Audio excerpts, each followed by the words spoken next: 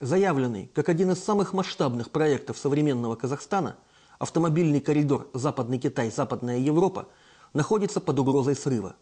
Об этом в середине ноября сообщили несколько информационных агентств со ссылкой на пресс-службу Счетного комитета.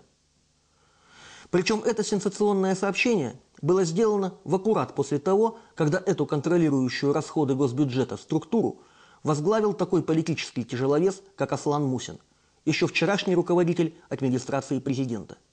Такие люди, как известно, к подобным заявлениям подходят с большой осторожностью.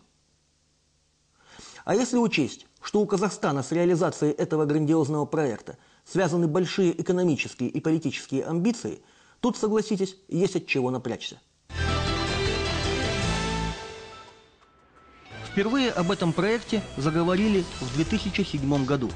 Указом президента Казахстана прокладка через территорию нашей республики автотранспортного коридора, связывающего Западный Китай с Западной Европой, была названа одним из основных стратегических направлений развития страны. Потом была серия межгосударственных соглашений на уровне транспортных министерств Казахстана и России. Подписаны всевозможные меморандумы, постановившие трансграничному автотранспортному коридору быть.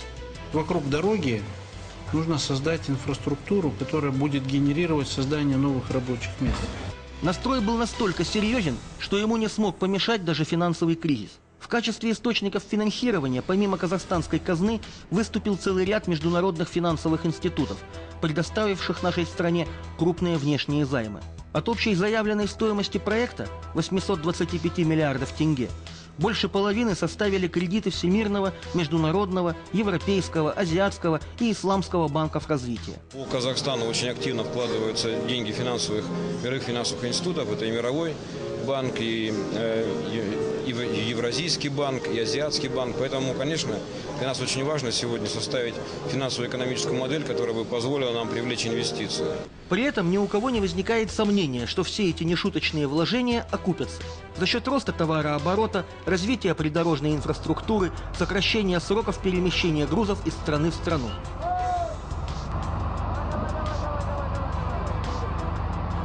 Более того, считается, что за счет своего выгодного географического положения Казахстан даже сможет неплохо заработать на новой трансконтинентальной автомагистрали, так как, по прогнозам, грузоперевозки через территорию нашей республики в течение 10 лет должны вырасти почти втрое. Причем, что не месяц, то радостная реляция руководству страны и народу про то, как новая автомобильная магистраль идет по Казахстану семимильными шагами.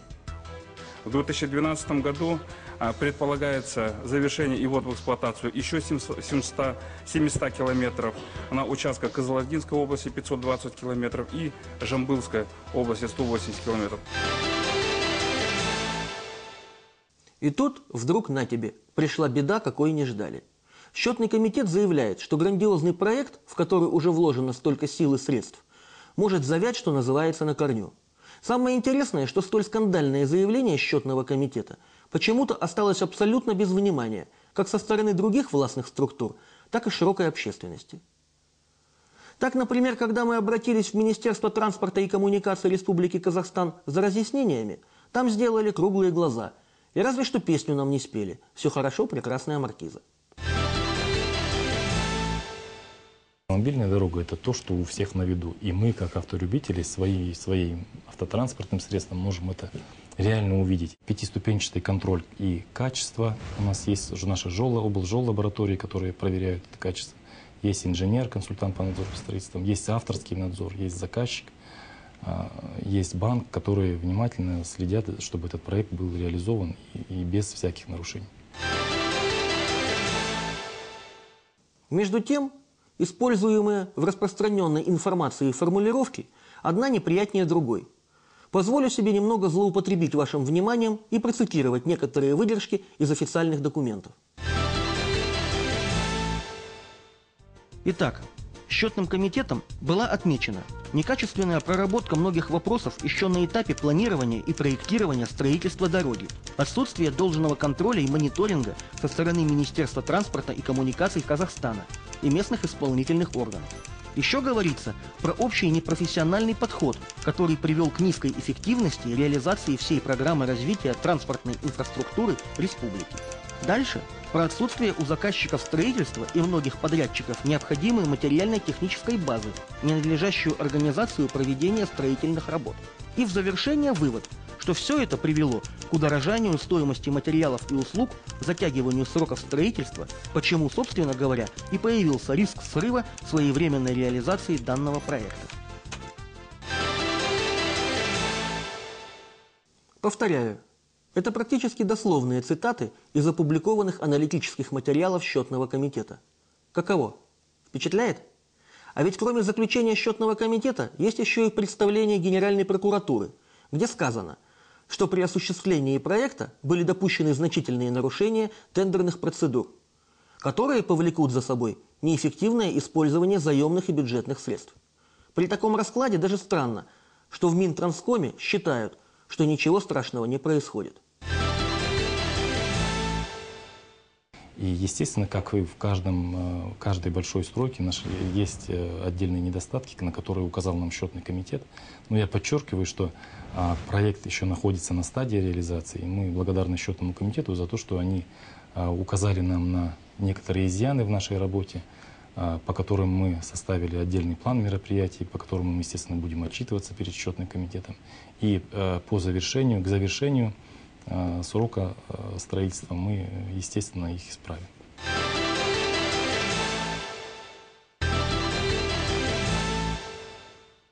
Надо сказать, что нам, журналистам, не впервой слышать нарекания в адрес этого мегапроекта.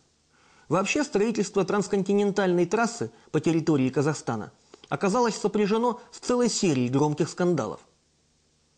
Сначала на скамье подсудимых оказались два высокопоставленных чиновника Минтранскома. Потом поднялась шумиха из-за находящихся в частных руках участков земли, по которой должна была пролечь межгосударственная автомагистраль. Дальше оказалось, что еще даже наполовину не построенная и не запущенная в эксплуатацию трасса трескается. А все из-за того, что используются некачественные стройматериалы. В общем, нынешние выводы Счетного комитета не сильно выбиваются из общей картины. Еще когда это грандиозное строительство было на этапе проектирования, правоохранительные органы взяли в оборот заместителя министра транспорта и коммуникаций Дулата Кутюрбекова и заместителя председателя комитета автомобильных дорог этого ведомства Нурланбека Амирбаева. Чиновников обвинили в злоупотреблении служебным положением при подготовке технико-экономического обоснования готовящегося строительства. Считается, что они вошли в сговор с проектировавшими дорогу бизнесменами и необоснованно завысили общую стоимость проекта. А расчеты попросту подогнали под круглую сумму в 300 миллионов тенге. Расследование достигло своего апогея, когда обоих чиновников признали виновными, но освободили по амнистии. А реальный срок получил некий бизнесмен Бахаджан Сыздыков, на которого повесили всех собак. За кадром осталась одна деталь. Сыздыков в Минтранскоме числился нештатным советником министра. Неудивительно, что злые языки связали этот скандал с подковерной политической борьбой сильных мира сего. 5 миллиардов тенге, вот, значит, уже первый транш использовали, а дороги нету, год прошло. В 2012 году они должны сдать. Вот такие тендера проводятся и реализуются в Министерстве транспорта и коммуникаций. Следующим скандальным эпизодом стала история с выкупом участков земли под строительство дороги. Основные разборки произошли в Южно-Казахстанской области. Южане задешево свою родину продавать не желали. Вот что рассказал нам один из активистов-общественников, оказавшийся в гуще тех событий. Проект выявил серьезные проблемы. Проблемы, особенно в Южно-Казахстанской области, эти проблемы были связаны с изъятием, выкупом земель, которые попадали под строительство и реконструкцию этой трассы. Что получается? Представляете, вот в одном сельском округе изымаются земли у двоих землепользователей. Вот представляете, какая вилка цен? У того, кто долгосрочный арендатор, оценивает 1 квадратный метр за 13 тенге, а такая же земля оценивается у частного собственника за 2000, более чем 2500 тенге за 1 квадратный метр. Представляете, какая вилка цен? Мы когда написали об этом во Всемирный банк, потому что здесь мы ни до кого не достучались. Здесь бесполезно было.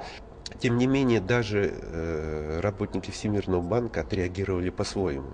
И они направили эти исследования, эти наши вопросы, эти проблемы в канадскую компанию, которая осуществляет внешний мониторинг вот на этой трассе по двум областям. Ну, опять же, проводил этот мониторинг местный специалист, наш казахстанский специалист. Он проверил 60 фактов и особых нарушений не обнаружил. Кстати, именно эта процедура задержала строительство автодороги у нас на юге Казахстанской области на 2 года. Эта процедура вот только сейчас заканчивается по отдельным объектам.